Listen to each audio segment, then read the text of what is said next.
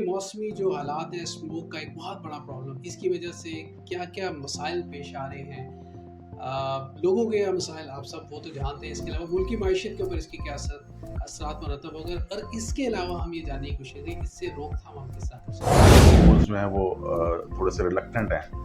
इन बच्चों के स्कूल बंद कर दिए जाते हैं इन दिनों में, क्योंकि लंग्स अगर छोटे बच्चे के इफेक्ट हो गए हैं या वो मतलब इस तरह के हो गए, तो we are very much concern with our young generations. Lahore की अगर हम बात करें, लाहौर के गिरदोनुमा में हमें सोसाइटीज़ नज़र आती हैं। हमें कोई हम ये कह लें कि कोई बहुत ज़्यादा फसलें अब नज़र नहीं आती हैं, आप देखेंगे।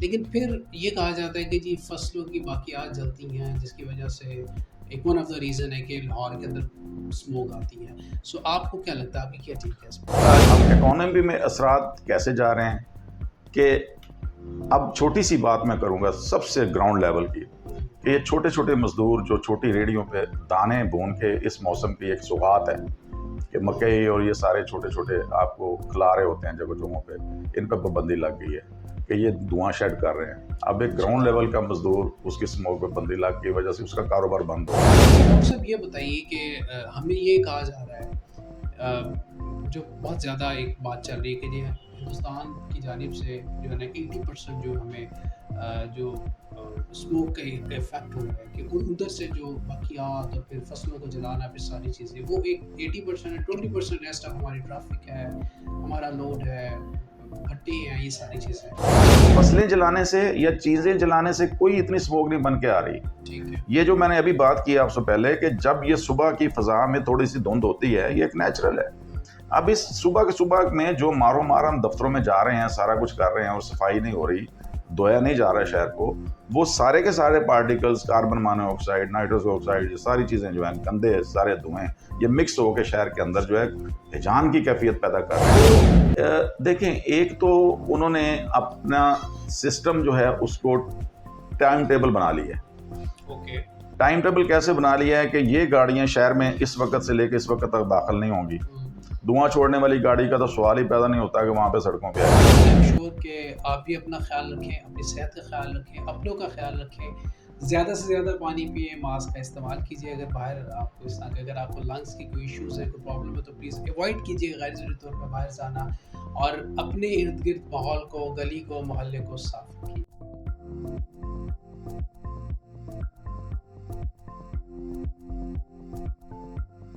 बिस्मिल्लाहिर्रहमानिर्रहीम, अस्सलाम वालेकुम जी, मैं हूँ फ़रहान ख़ान और एक दफ़ा फिर आपको खुशामदीद कहते हैं एक और पॉडकास्ट में आपके साथ। आज का पॉडकास्ट मौजूदा मौसमी हालात की वजह से बड़ा ज़रूरी है। हर बंदा जो है ना वो इस मौसम की वजह से मुतासिर है, ना सिर्फ लाहौर में, लाहौर से बाहर भी मुख्तलिफ़ शहरों के अंदर, ख़ास तौर पे पाकिस्तान के। अब ये मौसमी जो हालात हैं, स्मोक का एक बहुत बड़ा प्रॉब्लम, इसकी वजह से क्या-क्या मसाइल पेश आ रहे हैं। लोगों के मसाइल आप सब वो तो जानते हैं, इसके अलावा मुल्की मईशत के ऊपर इसके क्या असरात मरतब होंगे और इसके अलावा हम ये जानने की कोशिश करेंगे इससे रोकथाम हम किस तरह कर सकते हैं। इस वक्त हमारे साथ डॉक्टर इफ्तिखार हुसैन शाह साहब मौजूद हैं। आप बेसिकली एग्रीकल्चर टेक्निकल कंसल्टेंट हैं सर, एग्रीकल्चर टेक्निकल कंसल्टेंट हैं sir. Thank you so much, आपके वर्क का बहुत बहुत शुक्रिया। कैसे हैं आप? बहुत शुक्रिया, thank you very much for calling me again here at your broadcast. और फरहान, मैं बहुत शुक्रगुजार हूँ कि आप बड़े एक्टिवली पार्टिसिपेट करते हैं कम्युनिटी वर्क में। और सर जब थैंक भी यू। कोई चैलेंज दरपेश होता है कम्युनिटी को या हमारे मुल्क को या हमारे पंजाब को या लाहौर को, तो आप फौरी तौर पे इसकी अवेयरनेस के लिए आप आवाम को जो है एक ब्रॉडकास्ट पेश करते हैं। This is a moral duty और मुझे सर, अच्छा लगता sir my pleasure sir, thank you so much है। For your kind compliments. अच्छा डॉक्टर साहब ये बताइए कि जो स्मोक है, ज़ाहिर बात है इससे बंदों को तो मुतासिर किया हुआ है, मुल्क की मईशत के ऊपर क्या असरात मुरतब हो रहे हैं? स्मोग एक ऐसी हमारे पास प्रॉब्लम आ गई है हुँ, कि ये है एनवायरनमेंट से रिलेटेड, हुँ, फ़ज़ाई आलूदगी। हुँ, और जो फ़ज़ा में रहता है वो सारे मुतासर हैं। ठीक है। फ़ज़ा में इंसान है तो इंसान को अस्थमे की प्रॉब्लम है, दमा हो जाता है, लंग्स ख़राब हो जाते हैं और ख़ारिश होती है। और इसके जो मुज़र असरात जो हैं बेबीज़ पे, न्यू बॉर्न बेबीज़ पे हैं, अच्छा। उनकी मेंटल हेल्थ जो है वो जो है मुतासर होती है, माँ के पेट में जो बच्चे हैं। हुँ, और फिर वो ग्रोथ उनकी नशोनुमा कम है, हम्म, और जो बच्चे ऑलरेडी हमारे छोटे बच्चे हैं, इसलिए स्कूल्स जो हैं वो थोड़े से रिलक्टेंट हैं।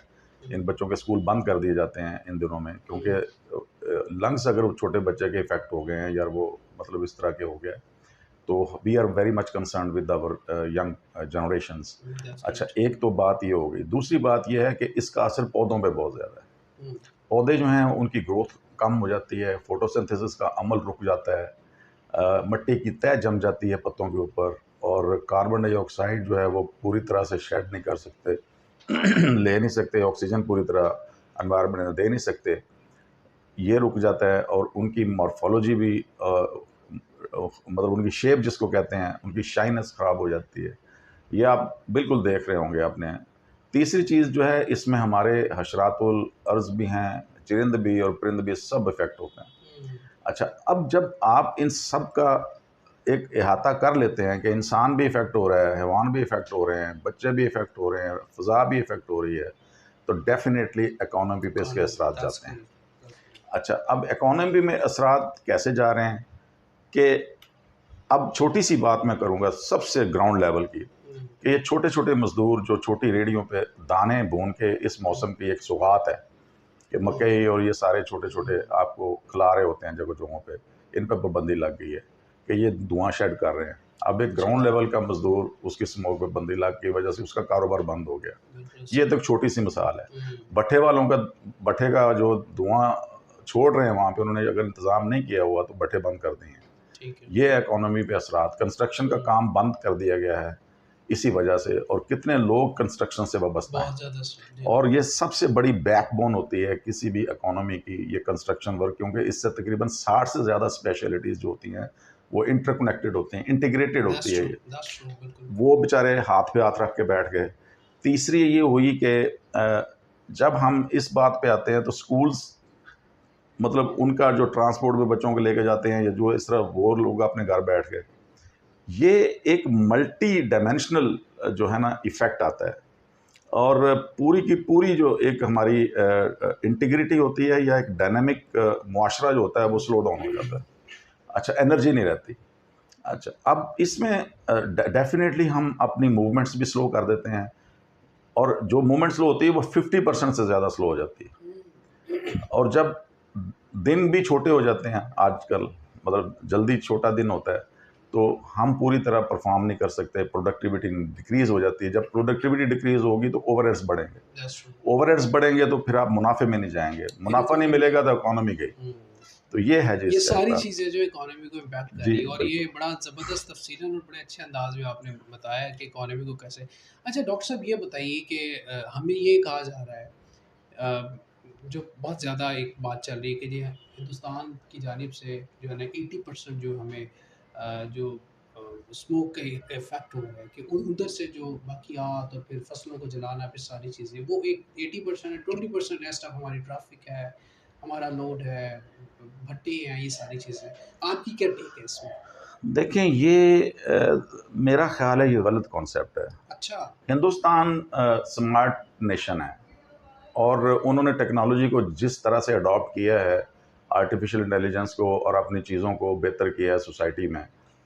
जो ये बात है ना कि वो फसलों को जलाते हैं, नहीं जलाते, हमारे साथ मशरकी पंजाब है उनका, जहाँ पे फ्री बिजली दी जाती है। सॉरी, लेकिन दिल्ली पहले नंबर पे क्यों आ रहा है? दिल्ली पहले नंबर पे अगर है तो दिल्ली अमृतसर से, पंजाब से बहुत दूर है, आगे है।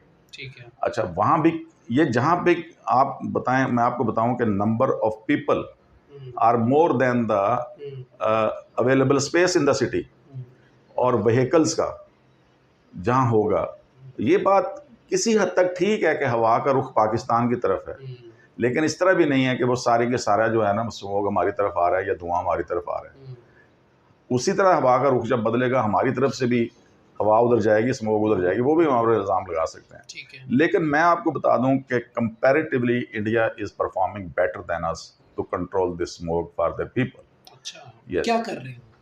वो देखें, एक तो उन्होंने अपना सिस्टम जो है उसको टाइम टेबल बना लिया है। ओके। टाइम टेबल कैसे बना लिया है कि ये गाड़ियां शहर में इस वक्त से लेकर इस वक्त तक दाखिल नहीं होंगी। हम्म, धुआं छोड़ने वाली गाड़ी का तो सवाल ही पैदा नहीं होता कि वहाँ पे सड़कों पे आए। हम्म, तीसरी चीज़ ये है कि उन्होंने टाइम टेबल दे दिया है, शहर को धोते भी हैं। ठीक है। आपने देखा होगा कि शायद आपने वो वक्त ना देखा हो, लेकिन मैं कल भी एक प्रोग्राम में ये बात कर रहा था कि जब हम छोटे थे मैट्रिक के में, जब हम प्राइमरी में पढ़ते थे, तो जब हम सुबह मस्जिद में जाते थे नमाज पढ़ने, उस वक्त घरों में ये आदत थी कि बच्चों को नमाज के लिए सुबह भेजते थे, फिर हम स्कूल जाते। उस वक्त खाकरूब जो है गलियों में पानी लगा रहा होता था, और उसके बाद और उसके बाद वो झाड़ू भी देता था। और जब हम स्कूल जा रहे होते थे, उस वक्त वो गाड़ियां सारा कूड़ा डंप करने के लिए शहर से बाहर लेके जा रही होती थी। और अब मुझे बताएं कि वो वक्त क्या रहा है? अब नहीं रहा। हम जब सुबह उठते हैं तो अब बच्चे जो है ना, हर बच्चे के लिए एक अलग गाड़ी है, और जो गाड़ी जो चले पर्सनल कार तो उसकी अच्छी होगी, लेकिन जो आप रेंटल ले रहे हैं गाड़ी, उसकी कंडीशन देख लें, धुआं छोड़ रही है, बुरे हालात किए हुए हैं। और जो सुबह का टाइम होता है, जो एक फ्रेश टाइम होता है जिसमें हवा और ऑक्सीजन जो है पौधे छोड़ रहे होते हैं, उसमें क्या हो रहा था कि एक तूफान बदतमीजी सड़कों पे ट्रैफिक का और इलिटरेसी जो है ना नज़र आ रही होती है आपको, कि किसी किस्म की दौड़ लगी होती है और इतना धुआं होता है। और उसी में मैं आपको बताऊं कि ये कूड़ा उठाने वाली कारपोरेशन की गाड़ियां, जिनके साइलेंसर जो हैं वो कंट्रोल में नहीं है, वो भी धुआं छोड़ रहे होते हैं। अब ये क्या होता है चलान करना जी, एक ओजोन लेयर तो अल्लाह पाक ने ऊपर दी हुई है हमें, जो बहुत ज़्यादा चीज़ें रोक देती है, हमारे पे नहीं आने देती। एक ओजोन लेयर जो है ना, वो हम खुद क्रिएट कर रहे हैं नीचे। ये सल्फरस ऑक्साइड बन जाता है, ये कार्बन मोनोऑक्साइड बन जाती है इनके धुओं से, और फिर और भी 2-4 डेंजरस गैसेस बन के तो ये मिक्स हो जाती है। फोक तो होती है, ये सर्दियों में फोक होती है, ये फोक के साथ मिलके स्मोक बना देती है। अब वो फोक जो हमारी एक फ्रेशनेस का हिस्सा थी, जो हमें फ्रेशनेस देती थी, जिसको मज़ा आता था, एंजॉय करते थे हम, अब उसमें ये सारी मिलावट हो गई, टॉक्सिक केमिकल्स की, टॉक्सिक वेपर्स की, टॉक्सिक पार्टिकल्स की। तो ये हमारे लिए एक मुसीबत बन गई। अब हम अपने तौर पे भी अगर ये एक्सरसाइज शुरू कर लें कि आप अपने घर में सुबह उठें और आप पूरा पाइप पकड़ें और अपने घर के बाहर पानी लगा दें, ठीक है, अपने पौधों के ऊपर पानी मार दें, तो इमनली हर बंदा अगर ये करे तो अपना घर तो साफ हो गया। और जो वेपर्स होते हैं ना, जो पानी के नीचे गिरते हैं, ये ऑटोमेटिक एक कुदरती अमर है कि जब पानी जमीन पे गिरेगा तो वेपोरेट होगा। अच्छा, जब ये वेपर्स वेपोरेट होंगे तो ये पार्टिकल्स को भी वहां से उठा देंगे या वो नीचे सेटल हो जाएंगे। तो ये चीज़ें हमें अपने तौर पे करनी है, और इसमें मेट्रोपॉलिटन कॉर्पोरेशन को बहुत ज़्यादा एक्सरसाइज की ज़रूरत है। और हमें अपने तौर पे भी देखें, सारे काम गवर्नमेंट जो है ना वो आपके नहीं, हमारा we are a huge population now and we are totally relying upon the transportation now. हम पैदल चलना ही नहीं चाहते। अभी नीचे आप देख लें कि आपके ऑफिस के सामने उतने बंदे नहीं पैदल फिर रहे जितनी गाड़ियां और उसका धुआं है। अब ये चीज़ जो है ये कौन कंट्रोल करेगा? ये सेंस हमें कब आएगी? अच्छा, इसमें क्या है कि छुट्टी जो है ऑफिस में, ये टाइम टेबल भी हो सकता है कि सुबह 7 से 2 कर लें, 8 से 4 कर लें, 9 से 5 कर लें, और 11 से 7 कर लें। उससे ये होगा कि उससे क्या होगा कि लेवल ऑफ जो उसका पोल्यूशन का होगा वो कम हो जाएगा, और जितने हमारे पौधे लगे हुए हैं उनमें मतलब उसकी कैपेसिटी में आ जाएगा कि चलें वो कार्बन डाइऑक्साइड और ऑक्सीजन की रिप्लेसमेंट वगैरह जो होती रहेगी, ट्रांसफॉर्मेशन जो है। तीसरी बात यह है कि हमारी जो कैंपेन है जिसको हम कहते हैं कि प्लांटेशन ड्राइव जो है, प्लांटेशन ड्राइव जो है हर बंदा करना चाह रहा है, लेकिन प्लांटेशन ड्राइव भी बेचारी इस काबिल नहीं रही कि वो इतने हजूम का पोल्यूशन जो है उसको बर्दाश्त कर सके, साफ कर सके। और इसमें जो सबसे बड़ी बात यह है कि मैं आगे चल के आपको बताऊंगा डिस्कशंस में कि हम इस स्मोक की वजह से अपनी कायनात को और अपना जो हमारा पूरी की पूरी फ़ज़ा है, जो ये अल्लाह पाक ने हमें ये जो फ़ज़ा दी है, हम इसको किस तरह जो है ना रिटेलिएट कर रहे हैं। बिल्कुल ठीक है डॉक्टर साहब। लाहौर की अगर हम बात करें, लाहौर के गिरदोनुमा में हमें सोसाइटीज़ ही नज़र आती हैं। हमें कोई हम ये कह लें कि कोई बहुत ज़्यादा फसलें अब नज़र नहीं आती, आप देखेंगे। लेकिन फिर ये कहा जाता है कि जी फसलों की बाक़ियात जलती हैं, जिसकी वजह से एक वन ऑफ द रीज़न है कि लाहौर के अंदर स्मोक आती है। सो आपको क्या लगता है, आपकी क्या ठीक है इसमें? ये प्रेडिक्शन गलत है, मैं इत्तेफाक नहीं करता इससे, क्योंकि लाहौर के इर्द गिर्द जो पहले गांव थे जो रियल सोसाइटीज़ में कन्वर्ट हो गए हैं, हम्म, फ़र्क तो पड़ा है उससे, लेकिन आप देखें कि उसके साथ साथ जो है लाहौर की आबादी जो 40 लाख से 1.5 करोड़ से ऊपर चली गई है। हम्म, अब ये जो एक मेट्रोपॉलिटन सिटी बना है, हुजम तो उतना ही है ना शहर का, शहर तो नहीं बढ़ा। हम्म, मतलब जो सोसाइटीज़ बनी, सारा कुछ बना, और उसके साथ साथ जो गाड़ियां हैं, हम्म, कितने लाख गाड़ियां लाहौर की सड़कों पे फिर रही हैं। बिल्कुल कर रही है। अब पॉल्यूशन जो है सिर्फ फसलें जलाने से या चीज़ें जलाने से कोई इतनी स्मोक नहीं बन के आ रही। ठीक है। ये जो मैंने अभी बात की आपसे पहले कि जब ये सुबह की फ़ज़ा में थोड़ी सी धुंध होती है, ये एक नेचुरल है। अब इस सुबह के सुबह में जो मारो मार हम दफ्तरों में जा रहे हैं, सारा कुछ कर रहे हैं और सफाई नहीं हो रही, धोया नहीं जा रहा है शहर को, वो सारे के सारे particles, carbon monoxide, nitrous oxide, ये सारी चीज़ें जो हैं, गंदे सारे धुएं, ये मिक्स होकर शहर के अंदर जो है हिजान की कैफियत पैदा कर रहे हैं। और लाहौर के अंदर का जो शहर का स्मोक है, वो पेरीफ्रीज के स्मोक से ज़्यादा डेंजरस है। अच्छा। यस, पेरीफ्रीज में, मैं बैरिया टाउन में रहता हूँ, सुबह सुबह मैं उठता हूँ, मैं वहाँ बगैर मास्क के नमाज पढ़ के वापस आ जाता हूँ, कुछ नहीं होता। जो ही शहर में आता हूँ, ये भी मैं आपके साथ बात कर रहा हूँ, ये नीचे पार्किंग में सिर्फ गाड़ी लगाई है आपके सामने, वो भी बाहर आपने हेल्प निकले। करी, बाहर निकला हूँ तो इतनी देर में जो है ना, मैं आंखों में पानी आ गया। ये बहुत तेज़ी से इफेक्ट करती है, क्योंकि धुआं बहुत ज़्यादा था नीचे और कोई प्रोटेक्शन नहीं है। इसलिए जो लोगों से मेरी इल्तिमास है अपने आवाम से, कि वो जब बाहर निकलें चश्मा पहने, मास्क पहने और पानी पिए बार बार। ज़्यादा पानी का पानी, इंटेक है। यस। अच्छा, ये देही इलाके भी इससे मुतासिर हो रहे हैं? जी, देही इलाके जो बिल्कुल क्लोज टू पेरिफेरी हैं ऑफ लाहौर, बिग सिटीज़ ठीक है। के, उनका तो थोड़ा सा होता है, लेकिन मेरा नहीं ख्याल कि जो 30-40 किलोमीटर अवे हैं उनको कुछ होता होगा। कराची में ऐसा इतना इशू नहीं कराची में है। हवा बहुत तेज़ चल रही है समुंदर की। अच्छा, हाँ, वो वो तो अब समुद्र इसको की वजह खींच से। के ले जाती है। बिल्कुल हाँ जी, ठीक है। हाँ और जी। इसके अलावा दीगर शहरों में बहुत ज़्यादा हाँ जी, इस तरह। लाहौर का डायलेमा ये है ना कि लाहौर बेचारे का रावी बंद हो गया। ओके। और बीआरबी में इतनी कसर नहीं है कि वो बेचारी कितना को उठा लेगी पानी, जो एक वेपर होता है ना, प्रेशर डेवलप होता है इर्द गिर्द लाहौर के, जो रावी का एक अपना जी, जी। नशा था, हाँ जी। वो ख़त्म हो वो गया। कैसे खत्म हो रहा है? बस ये पानी का जो सिंतास माहदा था, उस पर ना तो पाकिस्तान ने कभी कॉन्फर किया है, ना भी ये एक मतलब पॉलिटिकल इशू है, मतलब अक्रॉस द बॉर्डर इशू है। तो हमने अपना पानी रिस्टोर भी नहीं किया और उन्होंने डैम बना के बंद कर दिए। बिल्कुल ठीक है। यानी कि वो हमारी एक वो नाअहली समझ ये है। सबसे बड़ा मसला है हमारे लिए कि हमारे पास पानी पूरा नहीं है और हमारे पौधों को, हमारी फसलों को वो तबाह कर रहा है। अच्छा डॉक्टर साहब, बीमारियां तो हो ही रही हैं, लोगों के गले ख़राब हो रहे हैं, आंखों के मसाइल हैं, जिनके गुर्दे कमज़ोर हैं उनके लिए और ज़्यादा डेंजर से मामला है। लोगों को अब करना क्या है? लोगों को देखें, लोग, मैं पहले बात कर चुका हूँ, अगर ये करेंगे ना जी, माहौल दोस्ती जो है, हम्म, ये हर बंदे को पढ़ानी पड़ेगी। ठीक है।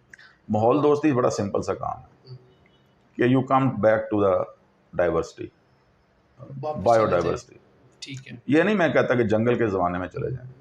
जो कॉन्सेप्ट बीइंग अ मुस्लिम या बीइंग अ मैन, अल्लाह पाक को, क्योंकि मुख्तलिफ मज़ाहिब में अल्लाह पाक को माना जाता है, जो उसने यूनिवर्स हमारे लिए बना दी है, उसके कुछ असूल थे, ठीक है।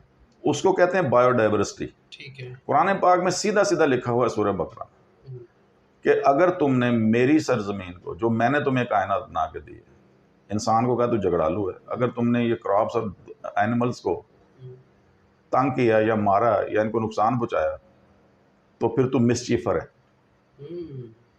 अब ये क्या है? तंबीह है उन लोगों के लिए कि जो ये काम कर रहे हैं। और हम क्या कर रहे हैं? हम इस प्लेनेट के लोग नहीं है, ये मैं बता दूं आपको। हम थे जन्नत से दुत्कारे हुए, और हमें गर्मी भी लगती है, हमें सर्दी भी लगती है, हम हमेशा कंफर्ट जोन में रहने की कोशिश करते हैं, हमें खाना पीना बड़ा पसंद है। ये सारी आदतें जन्नत वाली हैं। अच्छा। जो इस प्लेनेट की मखलूक थी ना, ये जितने हमारे जानवर हैं, ये जितने हमारे मतलब गाय भैंसे दूसरे लोग हैं, जानवर हैं, ये सारे इस प्लेनेट की मखलूक है। इनको तेज़ धूप में खड़ा कर दें, आराम से मज़े से बैठे रहेंगे, बारिश हो रही है तब भी कुछ नहीं होता, इनको किसी कंफर्ट जोन की ज़रूरत नहीं है। ये बेचारे मतलब अपने सारे सिलसिले। अब हुआ क्या है कि जब हम इस प्लेनेट की मखलूक तो नहीं थे, कस्टोडियन हमें बना दिया गया और कुछ SOPs दे के भेज दिया गया, लै बंदे तू है काम कर, ज़मीन तो फसाद क्रिएट ना करी, ज़मीन का ध्यान रखी, ਇਹਦਾ तू कस्टोडियन है तो इनू तू ख़राब नहीं करना। अमन से रहे। अब नहीं किया, हमने इस प्लेनेट पे आके इस प्लेनेट के एक्चुअल कस्टोडियंस का भी बेड़ा गर्क कर दिया, उनकी ज़िंदगी अजीरन कर दी। सारे परिंदे हमारे माइग्रेट कर गए हैं, क्योंकि हमने प्लांटेशन वो की है जो ऑर्नामेंटल है। ओ हमने अपने इंडिजीनियस प्लांट्स ही काट के रख दिए सिर्फ पैसे कमाने के लिए। जितनी रियल सोसाइटीज़ हैं इन्होंने 27-27, 20-20, 10-10 करोड़ की प्लांटेशन कर ली है अंदर, लेकिन इंडिजीनियस प्लांटेशन की नहीं है।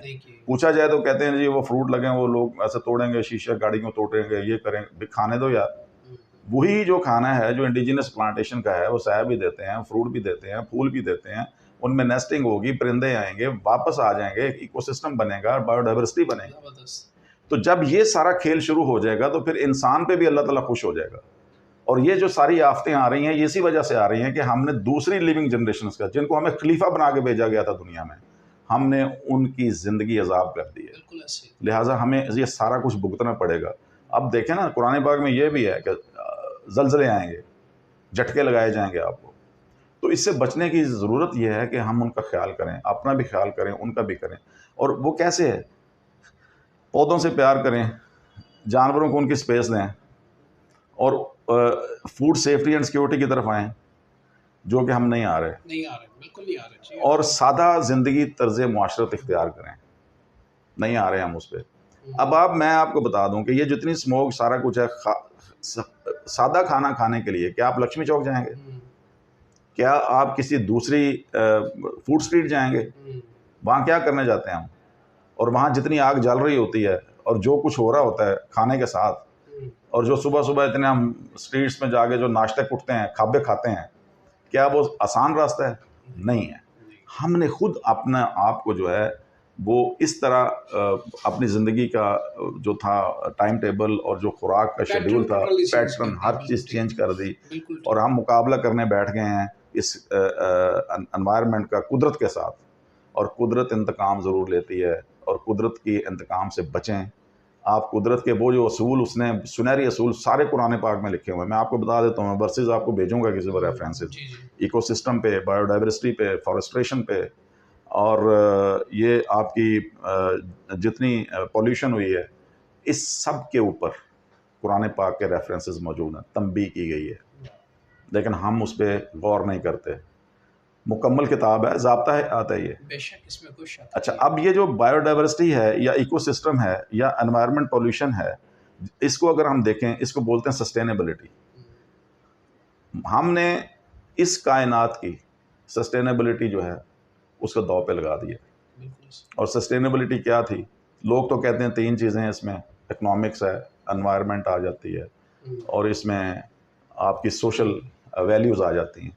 नहीं, आप अगर मुआशरत पढ़ें तो इस्लाम ने सबसे पहला सस्टेनेबिलिटी का असूल दिया था, जो हुज़ूर पाक हज़रत मोहम्मद मुस्तफ़ा सल्लल्लाहु अलैहि वसल्लम ने एक अपनी ज़िंदगी को उसका नमूना बनाया था। और सबसे पहली इकॉनमी थी, इकॉनमी आई, मतलब खुलफा ने दी, दूसरा ने दी, एंटरप्रेन्योरशिप को रिवाज दिया, और हम उसको छोड़ गए। हमने कहा नहीं, नौकरियां करनी है। और फिर दूसरा ज़ाब्ता था, ज़ाब्ता अखलाक बनाया जाए, एडमिनिस्ट्रेशन ली जाए। मतलब जो खलीफा आए 1 2 3 4, ये बारी बारी आए, तो इन्होंने मुआशरत के अमीन थे बाद में, और फिर डॉक्यूमेंटेशन थी, फिर उसकी जो डिस्ट्रीब्यूशन थी फंड्स की, और उनका हिसाब किताब था, ये भी किया गया। और उसके बाद था रिलीजन, स्पिरिचुअलिटी को हमने अपनी ज़िंदगी से निकाला हुआ है। और ये जो हमारी मेंटल सेटिस्फेक्शन और मेंटल हेल्थ जो हमारी ख़राब हो रही है, ये इसी वजह से हो रही है कि हमने अल्लाह पाक से डरना छोड़ दिया है और उसकी कायनात के साथ मुकाबले में खड़े हो गए। डॉक्टर सैयद इफ्तिखार साहब हमारे साथ है। It was wonderful talking to him. इनसे बात करके बड़ा हमेशा अच्छा लगता है। एंड आई एम श्योर कि आप भी अपना ख्याल रखें, अपनी सेहत का ख्याल रखें, अपनों का ख्याल रखें, ज़्यादा से ज़्यादा पानी पिएँ, मास्क का इस्तेमाल कीजिए। अगर बाहर आपको इस तरह के, अगर आपको लंग्स की कोई इश्यूज़ हैं, कोई प्रॉब्लम है, तो प्लीज़ अवॉइड कीजिए गैर ज़रूरी तौर पर बाहर जाना, और अपने इर्द-गिर्द माहौल को, गली को, मोहल्ले को साफ़ रखिए। अपने मेज़बान फरहान खान को दीजिएगा इजाज़त। अल्लाह निगहबान। पाकिस्तान ज़िंदाबाद।